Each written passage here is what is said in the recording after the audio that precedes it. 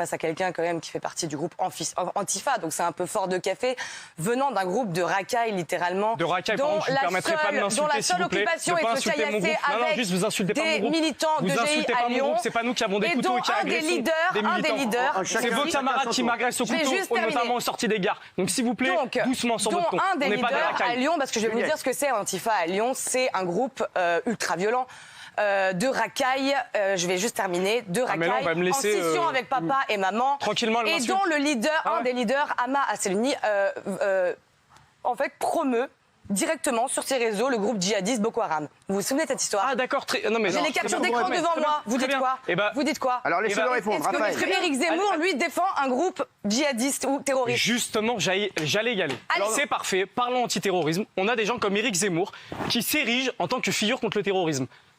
Nous, à la Jeune Garde, au cœur de notre projet, on lutte contre le terrorisme. Nous, il y a des camarades... Vous luttez contre le terrorisme, Boko Haram, c'est pas le terrorisme. Il y a des camarades qui sont allés lutter de notre organisation contre Daesh en Syrie. D'accord, mais pour Boko Haram. Aux côtés des camarades arabes, kurdes, yézidis, qui ont fait reculer Daesh, qui les ont même évincés.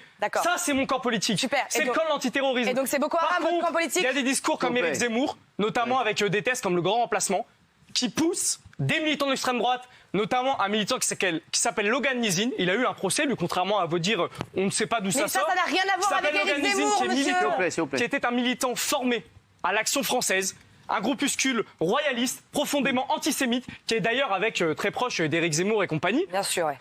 Vous savez quelle est sa solution politique? C'est de passer aux attentats terroristes.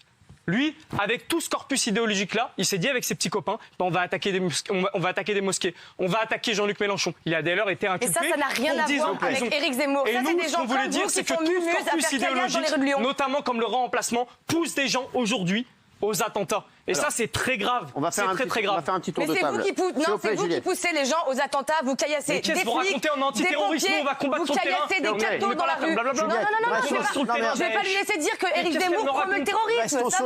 Ça n'a rien à voir avec Éric Zemmour. Vous caillassez du catho, du flic, et vous caillassez des pompiers à toutes les manies qu'on voit que vous. Ce samedi 23 octobre, on était à visage découvert pendant que vos petits copains devant leurs locaux étaient encagoulés avec des couteaux et ils sont allés dans les portes de la Croix-Rousse planter des jeunes. Tout ce qui bouge, c'est ça tout ce qui aujourd'hui représente l'institution.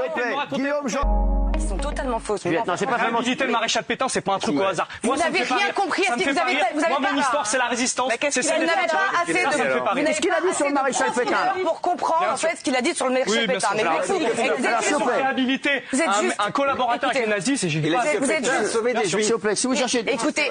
C'est ce qu'il a dit. Alors, qu'est-ce qu'il a voulu dire sur Pétain pour vous? Il a voulu dire que grâce à la France libre de Pétain, grâce à Vichy, il y a des juifs qui ont pu s'échapper de France, qui factuellement est vrai. C'est tout. Non mais là, Factuellement, c'est vrai.